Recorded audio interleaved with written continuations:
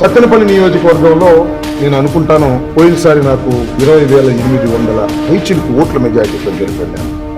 ఆ మెజారిటీకి ఒక్క ఓటు తగ్గిన నైతికంగా నేను ఓడిపోయినట్టుగా భావిస్తాను. ఎందుకంటే 5 సంవత్సరాలు పరిపాలన చేసిన నేను మళ్ళా జగన్మోహన్ రెడ్డి గారి ఆశీస్సులతో టికెట్ పొంది పోటీ చేస్తున్నప్పుడు అది ఒక రిఫరెండంగా భావిస్తాను.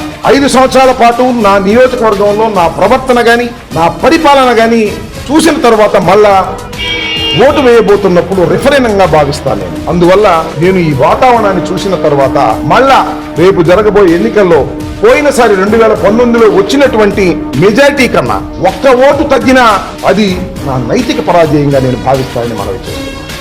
అంటే పోయినసారి కన్నా చాలా అద్భుతంగా ఉంది గ్రౌండ్. రాష్ట్ర వ్యాప్తంగా 2019 కన్నా కూడా ప్రజలు జగన్మోహన్ రెడ్డి గారు కావాలి, మళ్ళా సంక్షేమ అభివృద్ధి కార్యక్రమాలు అమలు చేయాలి, ఆయనైతేనే అమలు చేయగలుగుతారు తప్ప కూటమి కుంపట్లు ఈ రాష్ట్రాన్ని సక్రమంగా పరిపాలించలేవు అని ఒకసారి నిరూపణ అయ్యింది. కాబట్టి మరొకసారి వారిని ఎన్నుకోవడానికి సిద్ధంగా లేరు ప్రజలు అని మనవి చేస్తున్నారు.